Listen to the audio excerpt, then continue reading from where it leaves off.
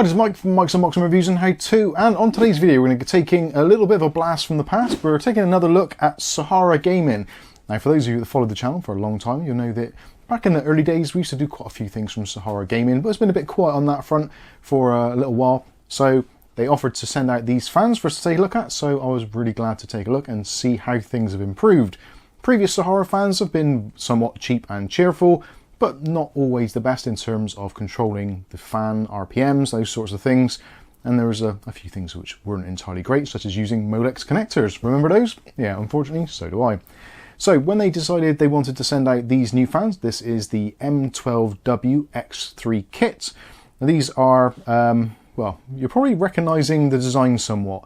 So these are very, very reminiscent of a other well-known fan brand, which you may have seen on the market. So if you're looking at the SL120s and thinking, hey, these look very, very similar, well, yeah, they kind of do. How they get away with it, I don't know, but certainly for us gamers and PC enthusiasts, it actually means a lot. Whereas if you're looking at getting an individual Lianli SL120 fan, you'd be looking at paying somewhere in the region of about £30 for them. Whereas this 3-pack, along with a very standard controller, you can pick up for around about £35 directly from SaharaGaming, and that includes free shipping as well. They are slightly more expensive on Amazon, if that is your preference, and I'll put links for both of those in the video description if you want to check them out. So in today's video, we're going to go through, take a look at these fans, see what they're all about. You'll see them lit up, you'll hear some noise profiles, and get my general opinion on them. We'll also do somewhat of a classic unboxing, so we'll see what we actually get and go through the motions of these fans. So let's start off with the actual packaging. So the packaging itself is somewhat cost saving. These arrived in just a plain cardboard box with a barcode on the end, so no expenses spared there. And when it comes to what is actually included in that box, we've got it all laid out here. So you get 3 of the M12W fans. Now these fans actually are pretty cool. They have the kind of clip lock technology, so you don't have to worry about absolutely tons and tons of wiring for your RGB fans and PWM leads, all that kind of stuff. They just clip together, very similar in fact to the way that the Lianli fans do. So if you want to clip them together, literally line up the pins on both sides and just push them together, and then a little bit of sideways pressure, and there you go. They are now locked into position, and you can daisy chain pretty much as many of these as your controllers and hubs will cope with.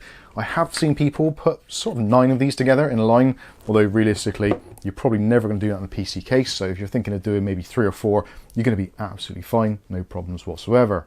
We'll take a closer look at the fans, the blades, etc. shortly, but let's look at what else we get included.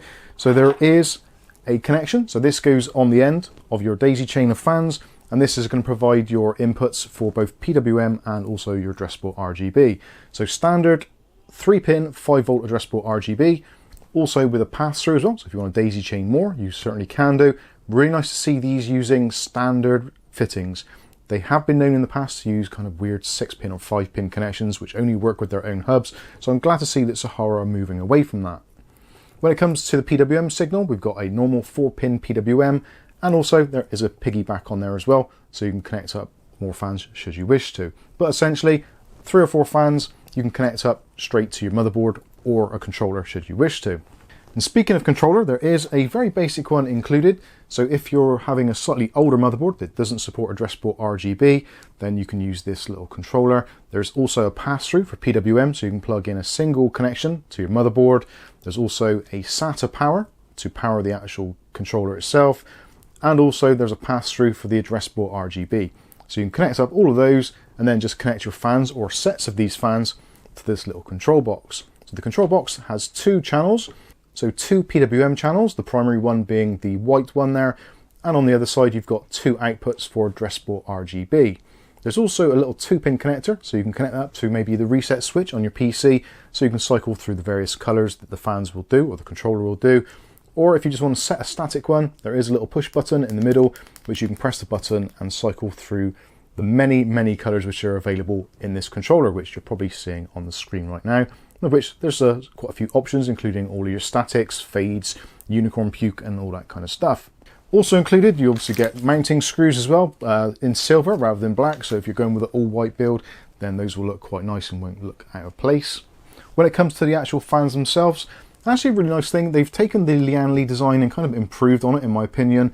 So you've got a very similar design. So you've got 32 LEDs in this particular fan. So each one has 32 LEDs spread out across the front, the back, and also the sides as well. So you've got an infinity mirror design in the middle, which again, you've probably seen for some footage we filmed a little bit earlier.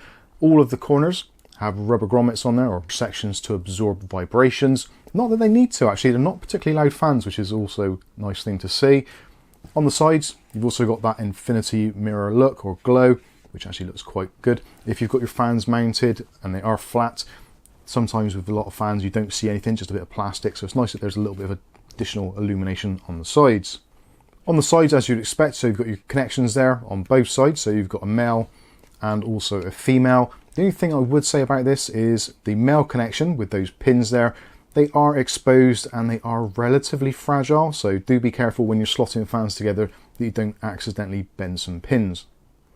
When it comes to the specifications of the fans, so these will actually rotate the lowest speed around about 200 RPM, which I've actually tested on our system, and I can completely agree with that, around about 200 RPM, at which point they are absolutely silent, as you pretty much expect. They do have a maximum rotation speed of 2000 RPM, or at least that's what is stated, although in the ASUS software it actually got closer to 2100, and at that speed you're looking at moving around about 55 CFM of air. You've also got 2.91 millimeters of H2O static pressure if you want to use these on radiators. And actually I should say as well, when it comes to pricing, I'll probably mention it already, but these come in at £35 for the set with the controller, which is basically the price of one of the Lianli fans. So that is actually pretty decent value. When it came to my testing today, I've actually got some examples of the noise levels at various different RPMs. So let's take a listen to those now. These are the Sahara fans at approximately 500 RPM. Basically completely silent. This is the Sahara fans at just slightly under 1000 RPM and still essentially silent. These are the Sahara fans at approximately 1500 RPM. Starting to make a little bit of noise now. You can probably hear mouse clicks in the background. This is the Sahara fans, currently at just slightly over 2000 RPM, full speed, and now making quite an obvious noise. So hopefully the noise samples have come through okay. Unfortunately today is somewhat of a stormy day and we've got our wood burner going, so there's clicking and clacking of that. Also, our neighbour is having a load of wood removed from their garage, which has been chopped off, like trees which have been going around it, so there's chainsaw noises and all sorts going on today. Not possibly the best day for doing this, but hopefully you get a good idea of what they sound like. And actually, I've got to say, I'm pretty impressed, and I cannot see any justifiable reason why you wouldn't actually want to use these in your PC, other than the fact that perhaps they would be nice if they did a black version as well. Currently, as it stands, as of March 2024, it seems only the white version is available.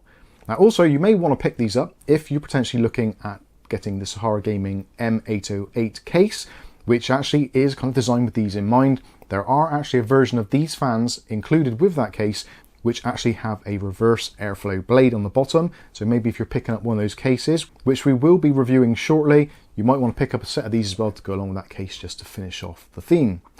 Anyway, so there you go. Overall, pretty pleased with these. Good price, good performance. They look nice. What more could you ask for?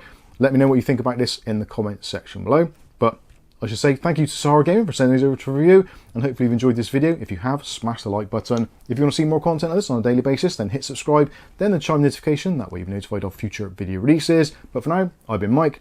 This is Mike's Unboxing Reviews and How To, and hopefully we'll catch you in the very next video. Thanks for watching.